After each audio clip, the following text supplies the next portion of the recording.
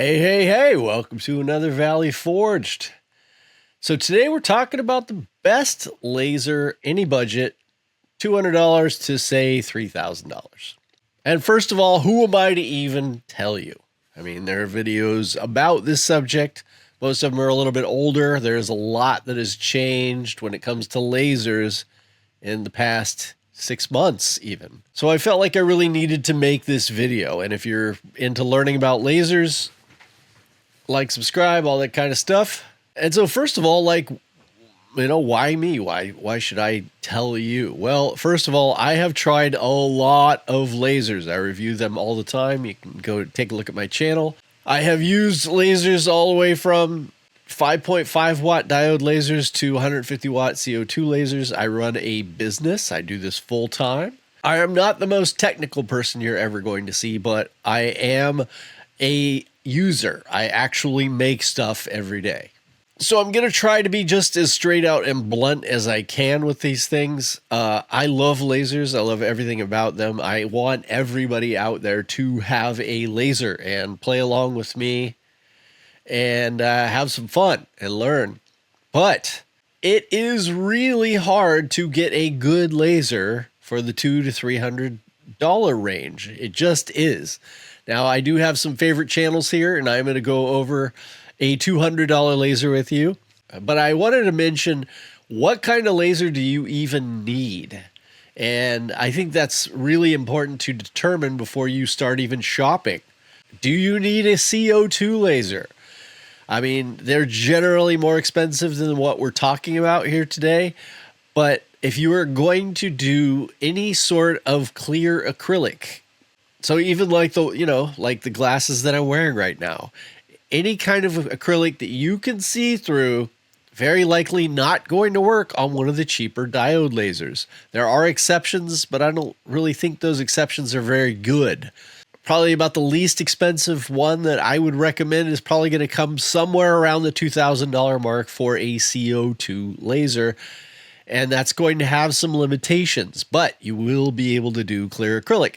And I think being able to do clear acrylic is quite useful. You could do some absolutely stunning, beautiful things that you're just not going to be able to do. You know, a mirror is included with that. When I say clear, I also mean reflective, like this gold here, which I love doing on a CO2 laser. You're not going to be able to do that with a diode laser. There are many acrylics you can do, and I do videos specifically on which ones you can use.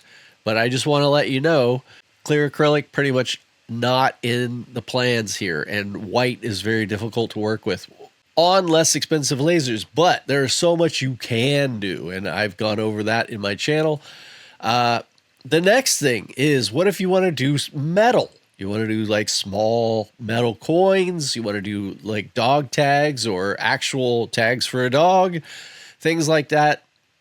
Anything that's on metal, like this metal coin I'm showing you, you're probably going to want to look into fiber lasers. Now, they have their own specific use cases, which is mostly metal and smaller things. So amazing stuff, but these are not cheap. And I'm going to say that most of the people I've talked to that get a cheaper fiber laser are not so happy with it. And there's not a lot you can do with it. Now, you can look into that yourself. But what I find where most people are happy with their fiber lasers are generally right around the $5,000 a MOPA, at least 50 watts. Now, that's a heck of a lot of money for getting into something.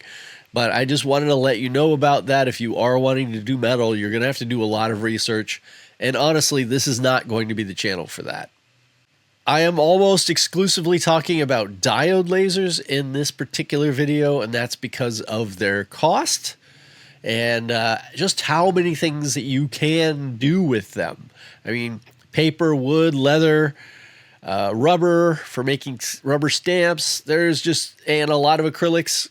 A lot of stuff you could do with a diode laser, and you can etch on metal, usually the stuff that's anodized. And so you're basically taking off the anodization to make something, which looks really nice, and it's not too difficult to get. But I didn't want you to start thinking, oh, hey, I've seen these videos showing I can do colors on metal and engraving metal with my CO2 laser. I mean, with my diode laser, but that's mostly gimmick when it comes to diode lasers. Little truth to it, but for the most part, I would not be buying a diode laser so you can etch on metal or engrave metal. So I told you about a $200 laser, and Clack Shack, actually a channel I recommend, just made a video about a $200 laser, and I really want to use this as not a kickoff point, right? Because if you watch that video, you will see just why saving up a little bit more money and buying a better laser is probably the way to go. You can do it, and you will be able to do. This is like a 5.5 watt diode, and it's going to be very limited to what you can do. I'm speaking from experience of having one. Almost everybody that has a 5 watt diode really just wants to get another one, a better one. And so, like I said, it's a good place to start out if you have to. But if you are able to just save a little bit more money, this is the laser, at least right at this particular moment, and you're going to have to look around, but right at this particular moment, that I would suggest. Why? I just did a video, the last video, on all of the expenses that go with buying a laser, and it's not just the bare bones unit. And so you should look through that before making a decision. And then you can look at what I'm suggesting here, and you'll understand, I think, a little bit more about why I'm saying just to save up and get this laser. In fact, I mention it as the starting point. There are some amazing lasers at higher price points that may actually save you money in some ways. So go through the video and listen to me talk about all of them, and then start making your decision. But as a base layer, I really like 20 watts. And if I had to go over and do it over again, I would try to start with a 20 watts. They weren't really in existence when I first started, so this wasn't a possibility. But they quickly became the standard. And I think as of right now, 20 watts is kind of the bottom standard when it comes to diode lasers. There's so much more, exponentially more, that you could do with a 20 watt diode than with a 5.5 watt diode or even a 10 watt diode. The amount of materials you can cut, engrave, the engraving looks good. The cutting is really good. You could work with 1/2 inch. You could work you could work with 1/4 inch. You could work mostly with 1/8 inch. And do all sorts of different things. Leather cuts like butter. And I think the price is very good for that. Now you see this says $550, but right now, and of course I'm going to leave links for everything below. Right now they're having a sale. You get $50 off. So that's $500, right? But wait, there's more. You're going to need an air assist. And this one actually comes with an air assist right now. So that's why I'm saying this is probably the best deal. This is a great laser. It has pretty much all of the new features that all of the latest, and some of even the more expensive ones, don't have. You can turn on the air on and off through Lightburn, which is the software that most of you are going to want to use. The fan on this module here, it turns off when you're not actually using it to cut or engrave, which is really going to save your sanity if this is in the room with you. So that's awful nice. It's one of the newer features. It has a linear bearing here across the top, which the 10 watt version of this does not have. And you're going to get higher speeds, more precision. It has what's called a drag chain here on your left-hand side, which is holding your cables. So the cable management is much better. It's just a really great laser for the price, in my opinion. There's only a few companies that I'm working with this year, and I wouldn't say AtomStack is the best when it comes to customer service, but they're certainly way better than most. And since they're such one of the larger companies, you're going to get a lot of support, say, on Facebook groups and different things like that, with other people that have had the issues that you were having. I really, there's so many things I could tell you about this laser that I really like. The fact that this cover here, through the laser, you can see where that laser is shooting at all times. And I just think the attention to detail, this is just a laser that over the past couple of years, companies have been learning more and more and more, and they've put all of those things into this laser for a reasonable price. Now, there are, longer makes a great laser, so go and check out that. I would say their B series, not the not the older one, which I have done so many reviews on the 20 watt longer, and for the time it was the best and it was amazing, and that thing will just knock out so much stuff. But we have come so far since then. I would no longer really recommend that laser for the price. But if you could find the B series, the B20, at a reasonable cost, that is a very good laser. The Xtool, very good laser, but generally for the 20 watt, it's not probably going to have all the features of this one, and it's going to cost quite a bit more money. But if it's apple to apples, the same price as this one, I would consider it an Xtool. One of the nice things maybe about an Xtool is resale value. People understand Xtool, and so if they see it for sale, they're more likely to buy it than, say, an Atom Stack, if you were wanting to sell it and move up to a different laser. Just remember, you're probably going to want to use their proprietary software, so I would learn about XCS. It's an easier software to learn, but maybe not quite as good as Lightburn. There are some other great companies out there. You could ask in the comments. I have tried almost all of them, and if not, I can probably point you to somebody who has. But having looked at all of them and the price at this particular time, this is what I'm going to recommend for beginners. And this will take you quite a ways, almost to maybe starting your own small business. I'm going to jump right into what I would say is the next step up, which would be an all-in-one Rolly Lasermatic, either the 20 watt or the 30 watt, because you can see right here at 20 watts without the chuck rotary, we're talking about $1,100. Now that may seem like a huge jump, but when you take a look at it, this is going to come with your enclosure, which is second to none. You can't buy this enclosure. And so you're going to be getting an enclosure when you get, and you can go into my last video when I talk about that, all the stuff you're going to need for this one. Well, that's all going to come with this. You're going to get an air assist. You're going to get a honeycomb bed. You're going to get an enclosure. It already has a lot of the nice features. It already has a camera. And there are some things about it that you can't buy. You can't just take a laser like this Atom Stack, put all of the parts on it, and end up with this. Why? Because there are just some things that when you create a laser like this, that's all in one, that you can't add on. Like having this camera permanently installed here into the case. Getting a case like this one, you can't buy it.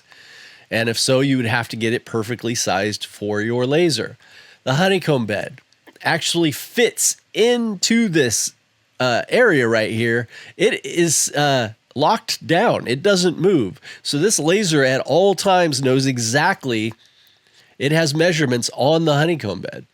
So you literally, so the laser will literally know exactly where your wood is in reference to that honeycomb bed at all times. So you'll know, you can dial things in like you can't do on any other laser. Also, below this honeycomb bed, you have about 2 or 3 inches before everything just falls down on it, right? So now you have all that material out of the way once it's been cut. Also, there's airflow beneath the honeycomb bed that flows out it just makes the airflow better to be able to get that smoke out. There are just so many things that are amazing about this laser. I feel so good about recommending it to people. It's really, you've seen probably, you can go back and watch my videos on this laser. Great company, great laser. They just did such a great job figuring everything out. So whatever laser you're looking at, maybe check out my last video that says all the things you need with a laser. Add it all up and see where you come out with, and see if this fits into that budget. I had the 10 watt, which is really nice because you have the 30 watt laser, but you can make it 10 watt if you want to do fine engraving. Excellent laser. And so I know it's a pretty big jump from 500 to 1100, but I think you're starting to understand why there's such a jump there. And a laser isn't just this open frame. I wish it was that simple.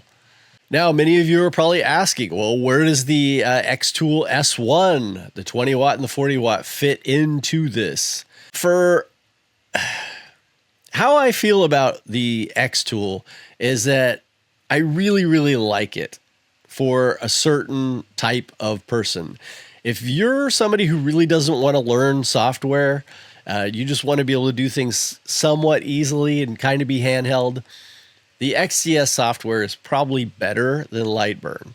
I think the construction of the Xtool S1 is a little bit more home-oriented, where if you have a kind of a nice house and you want to set this in the office and use it with your family, this is the kind of thing. I did a review on this, and I do think it's a great laser. Now, for a small business, I personally like the Rolly better, and we're talking about, starting your own small business here, which I would easily and have done personally with the Rolly Lasermatic. You could probably do it with the S1, but the XCS software, I think, is going to be limiting for you in the end for a business. Also, I just really like Rolly as a company. Now, if you are just wanting to start a business, and that is your primary goal, and you want to get it, into it as cheaply as possible, you want to do it from home, I personally went with the Atom Stack A70. $1,700, but remember, there's all these up and extras that you are not going to get, like if you bought an all-in-one. So you're going to have to put that into your costs. This is going to be closer to $2,000, $2,100 by the time you're done. Now, there are some discounts here. You can use my link below. I think there's another discount. But 70 watts, that is enough. Well, it has been for me to be able to keep up with the demand for a full-time business. That maybe you're selling a lot once a week, and you can just go home, make all the things you got to make for the show the next week. This is the only one that's able to keep up with that kind of full time. It's not like a big business laser, but if you're doing this from home, this is probably my best suggestion. The ability to do thicker woods, to be able to do thinner woods faster, to be able to get through your work in about half to a quarter of the time is just exceptional. To know when you put something down, it's going to cut through. It's not going to have a problem. Downsides.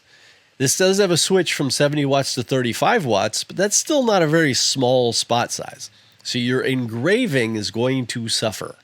Now, I don't do a lot of engraving. You probably see my best sellers pack. I make a lot of things that files and stuff for Etsy for people to use for starting their business.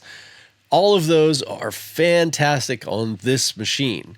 But if I was going to do a lot of fine engraving, I would probably be better off with either the Atom Stack here, the A20, or the Rolly Lasermatic, whichever one I could afford. So this is a very specific use case.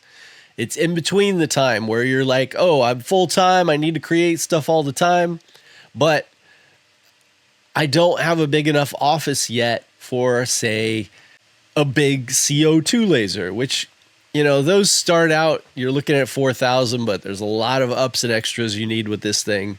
You're into it $5,500, $6,000 by the time you ship it to you. You get all the stuff that you need. And this is the lower end.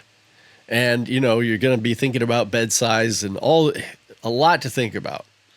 When you start getting into a real business laser, you're probably talking between $8,000 and $20,000. So this is it's really nice that you have that step in between of this Atom Stack A70. Some of you are probably saying, well, what about these desktop lasers? You know, you've got the Xtool P2, you've got this Monport, you've got a OhmTech, you've got Gwiki Cloud or GWIC Cloud. All have these desktop lasers ranging from $2,000 to $5,000 for CO2. Most of them are out of the scope of this particular video, going to be above $3,000. I have not reviewed this Monport yet. It is a reasonable price. I would like to review it, but I'm not going to recommend it before that. But if you're doing just transparent acrylic, mirrored acrylic, earrings, things like that, something reasonably small, this may be a great option for you, maybe the only cheap option for you. There is a such thing called the K40. I have reviewed that in the past. I think the days of that being worth it are probably over. Just much better options these days.